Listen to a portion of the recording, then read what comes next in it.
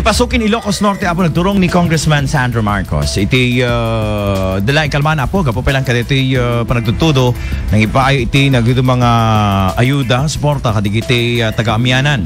And may isa dito yun apo nga sila lusod tayo no kumusta mo't apo iti pasukin Ilocos Norte babayin kini Mayor Robert Aguinaldo. Dinggan tayo man dito interview tayo kinkwa na mga ito. Awang mo pa iti report nga karan iti dayo iti pasukin.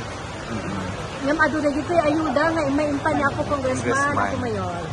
Well, bale ino mga ilingan hindi maging ito bagi kaya may naimpanin in advance lang tanong kaso lang ada kalamit tayo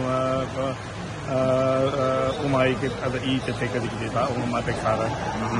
Same with the LGU, sir? Ada nakasagana mo kada kayo? Ada nakasagana. So inayom yun ka.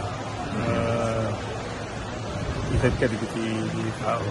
How about the flood control, yes, sir? Awan mo na prepare sir during the recent days nga nagpagbagyo? Di kilang naterdi, di kwati water district, di barangay Sulbet. Kasi napagkis na solusyon ng mga insigida.